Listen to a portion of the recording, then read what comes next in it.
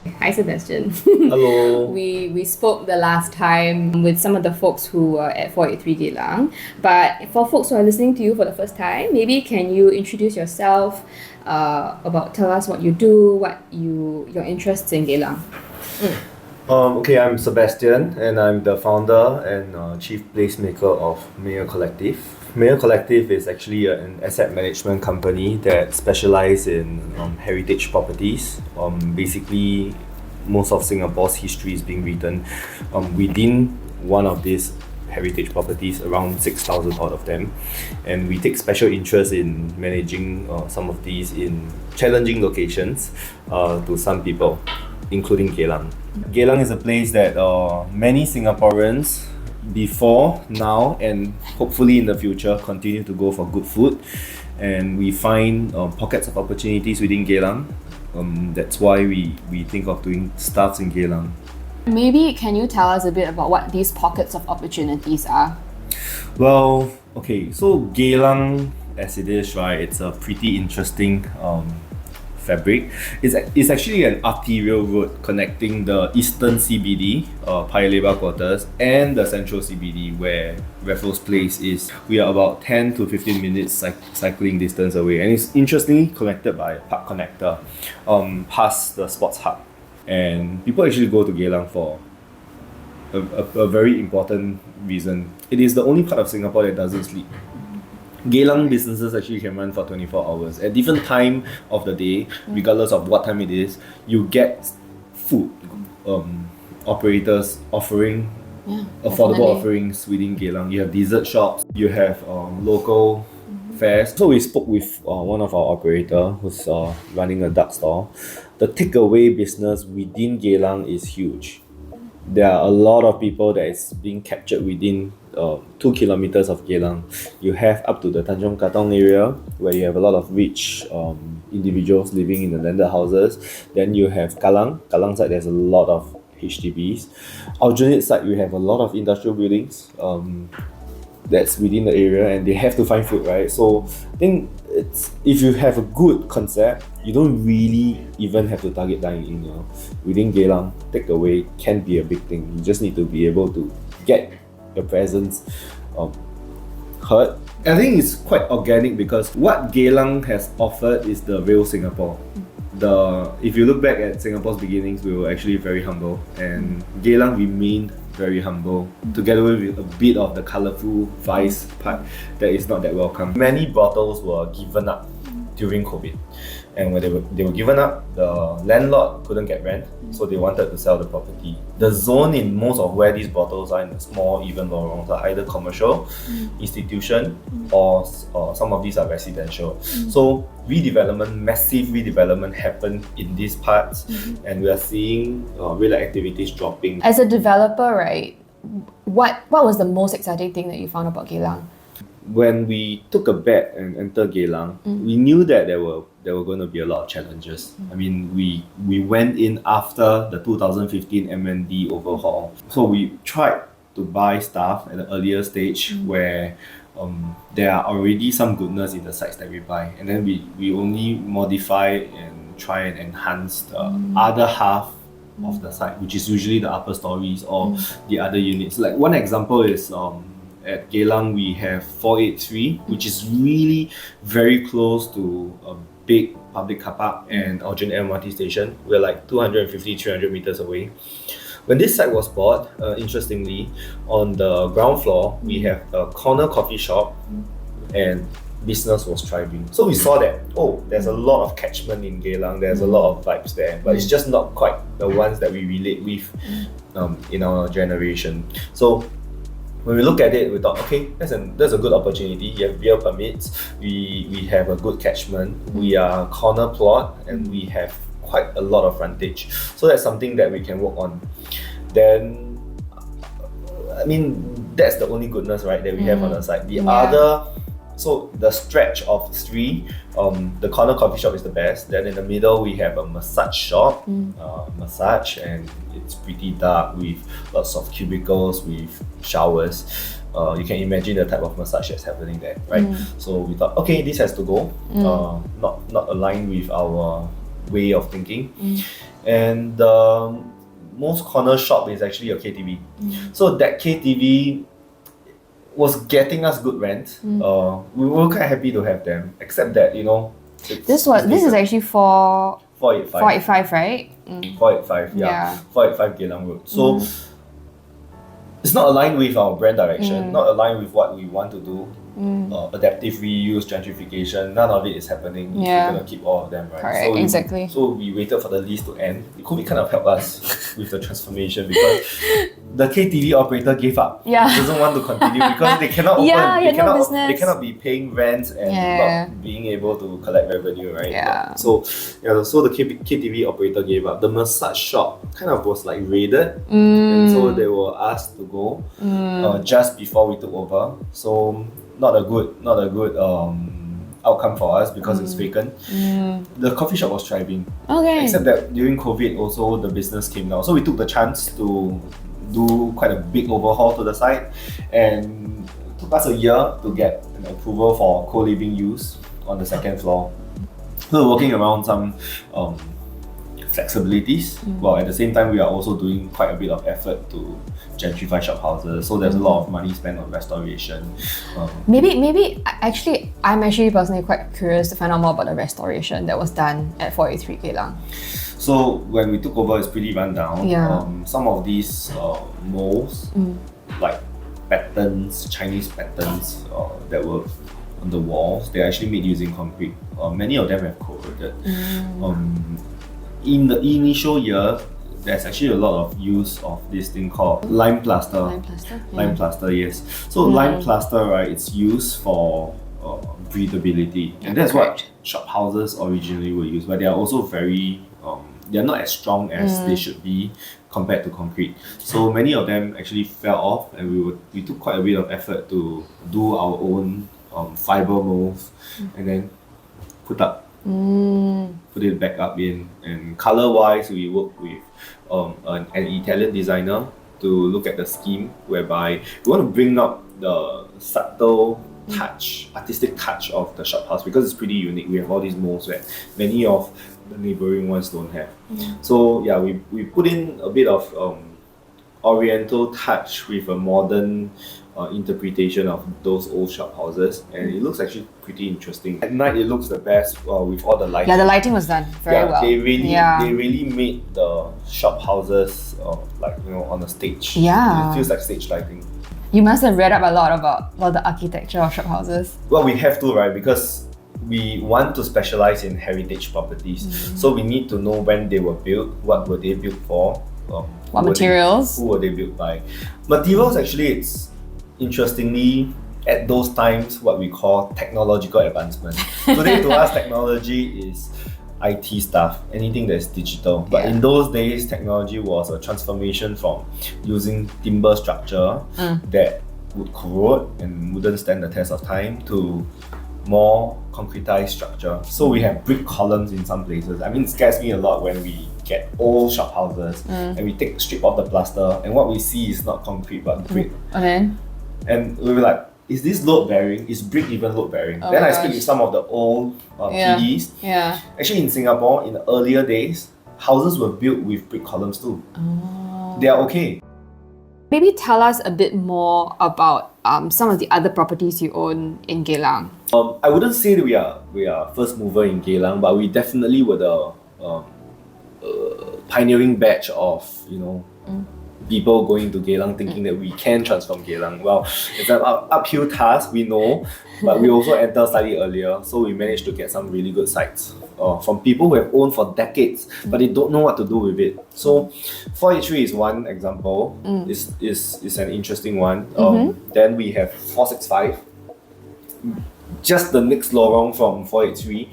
It's an island plot, very exciting. We're actually working with Afternaut to make it the most iconic shophouse or historical building plot within Geylang. We're excited about that too. It's interesting because we have a slightly freer canvas to remodel. We are gutting out the entire shophouse to redo it. So structurally, we are also reinforcing the strength. We did piling at the shophouse. Like what's done would be a pretty interesting iteration of what many people have not done in Geylang, or rather other parts of Singapore. Then we have 211. 211 is due for completion sometime in August, September this year. I think it's something that's worth looking at.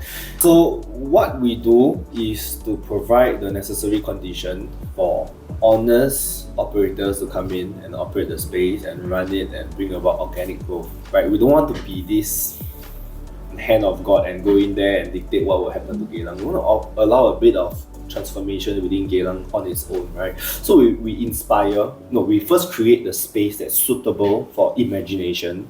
Then we inspire people to come and join in our imagination. And these people will need to have the execution capability, run the space and bring about the kind of story.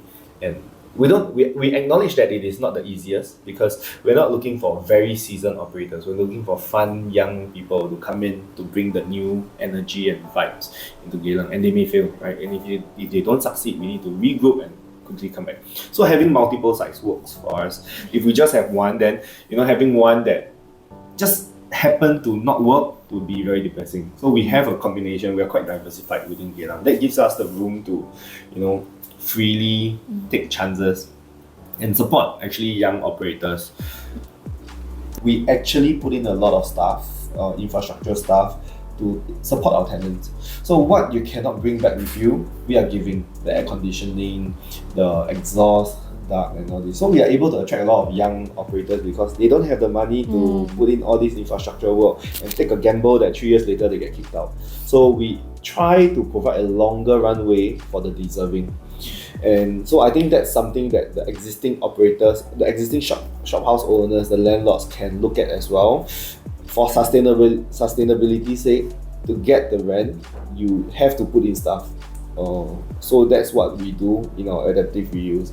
And we have clients that we are advising, that we're managing the properties for it. We tell them, you want to increase the value of the property, you want to attract the operators to come in, you need to give stuff that work. With these young shop owners, what kind of community are you hoping that that we can all help build together among them? So I'm agnostic. I don't really have a view about what kind of people should come in, but we have a certain expectation in terms of the vibes that's being created. So whether you're a cafe or you're a yoga studio or a gym, we want to somewhat position ourselves as places for the young and for the future, right? So of course there are also traditional use class where we have in our portfolio as well. We're just not executing these ideas in Geylang. We're trying to give Geylang somewhat a booster shot to bring about some gentrification, but not excessively, right? So we don't want to transform Geylang.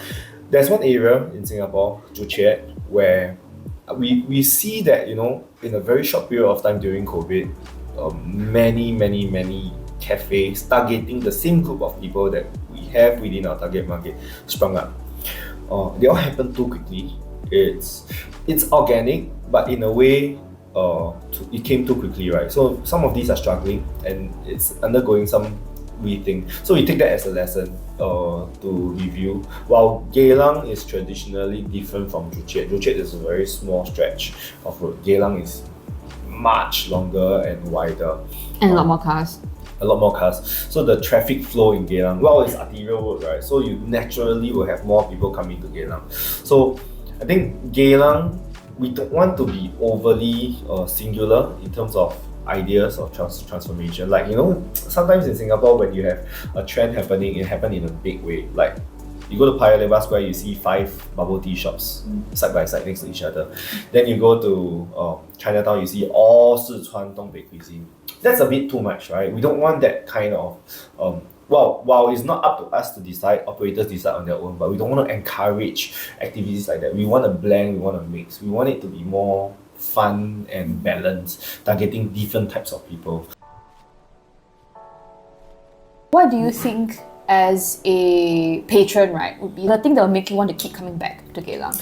Okay, so Geylang is, I have sites in Geylang, so I visit Geylang regularly to visit the job sites, to check out the work progress, right? The interesting thing is that every time I go into Geylang, I have different things that I want to eat. So, depending on your mood and depending on your budget, there's a plethora of options, you know. So you have your expensive Chinese restaurants, San Shu Gong, right? Or if you don't book, you can't get a spot. So you really need to plan in advance. I mean, such establishments happening within Geylang. In the old Geylang, we can imagine because there's real activities, right? So you have your rich tauke's coming in here. But in today's Geylang, where it's more family driven, it's more it's more basically less vice centric, right? It's pretty interesting to see that, you know, we still have places that have expensive offerings, and at the same time, I always go to Lorong 32 Ban Mian. It's not expensive, pretty tasty. So Geylang has got a good mix of, I'd say, local fares. So the real attraction to Geylang still, you know, does not run too far away from its identity as an organic neighborhood. So that's where I enjoy going to. I mean, if I were to live outside of Singapore for years, right, coming back to Singapore, the first place that I want to hit is Geylang because everything is here. It's all the food. All the food is here. Yeah. That's awesome. That's awesome. What are some things that you're looking forward to in the next 6 months to a year? I think just now you mentioned a bit about 465. I think we are beyond just looking at our own sites. Placemaking is beyond just what we do.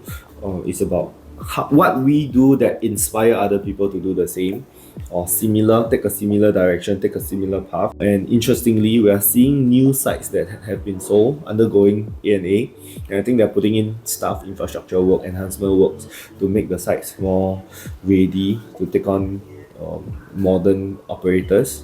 I think that's happening, and we are seeing cafes sprung up. Space Coffee is good. I shout out to Space Coffee, I quite like it. So, and yeah, more operators are exploring the space. The only challenge is the barrier to entry. The old operators are not exiting. Some of them have owned the shop house, so they don't have to go. There's no rent pressure. But it's gonna take a bit. It's gonna take a bit of time for space to be available and for good operators to come in. So that's happening. It's happening in different parts of Geylang. So what we do is to strategically own shop houses in different precincts. We have not been able to buy anything at the Paya Lebar site, but there's also a lot of challenge there with Paya Lebar Quarter having malls nearby. So what we do in Aljunied part and the Kallang part of Geylang is to basically inject some life, get excitement. Joo Chiat was the same, right? Joo Chiat was undergoing the same sets of challenges that Geylang was undergoing, somewhat related to vice, and at the same time you have long stretches of shop houses, but then very few honest operator. COVID gave Joo Chiat a new life. What would give Geylang a new life? I think we are waiting to discover that. The master plans that set Geylang in a new direction will be a catalyst, but they have yet to be executed. So we're waiting to see that. And ground up, will we be able to, as private landlords, right, together with the other property owners, will we be able to drive a faster transformation? I'm not sure, but I'm not sure if it's good if it's too fast too, right? It needs to be sustainable. So and it needs to be organic, right? Because Geylang is all about being organic. Yeah. So, but interestingly, we are working with some local brands, big names coming into Geylang and making Geylang their HQ. So let's see how that takes us, because that could be a very good catalyst. Like in Joo Chiat, right, one of the catalysts was Awfully Chocolate taking up a corner shop house space at the entrance of Joo Chiat. I think that brought a different positioning to Joo Chiat. It took years for it to be of effect, but it's working out nicely. We're hoping to see if any of these anchor local big names coming into Geylang can provide that spark that lights up the firework in Geylang. I'm also very excited for it because I mean, people always complain Singapore got nothing to do, right? But you know, Geylang you can have a lot of exciting things. You have classes that you can attend, cultural classes, art classes, you have dance studios. You want to go the modern route, you have yoga studios coming in that we're bringing in to one of our sites. And if you want to go the traditional one, you have your ballroom dance. There's a pretty famous ballroom dance place. Yes. at Geylang. I think it's Latin ballroom dance, I think. Yes, it's Latin. Yeah. It's Latin. Yeah. So, and these people, they are actually patronized by working professionals. The future for Geylang is not as gloomy as before. I'm looking at just from COVID time, right? It's the worst time for Geylang during COVID. Basically, it's dead town. Now energy is coming back. Well, we're seeing a bit of the good and a little bit of the bad. Hopefully, they'll, it's just like having probiotics within the system, right? So we'll just fight it out naturally. And whatever the outcome is quite nice because this is the real Singapore. Not the organic part where we are overly sterile. And to be honest, Geylang is not pretentious at all. Most of the shophouse places we have, like, I'm not saying that it's not good, it's welcomed in places where you need high commercial value to be executed, right? Some places we have high-end, expensive restaurants, but Geylang is honest. So while we focus on celebrating the ordinary in Geylang, it is the real Geylang and it is the real Singapore, and majority of Singaporeans live our lives like the ones that we have in Geylang. Thank you so much, Sebastian, for your time today. We had a wonderful conversation with you, and we hope you did too. Having worked with Meir in Geylang for the past year or so, we too have developed a fondness and an admiration for the neighbourhood, and we hope that more people will be inspired to come join us in what we call this Meirhood. So see you around and hope to see you in Geylang.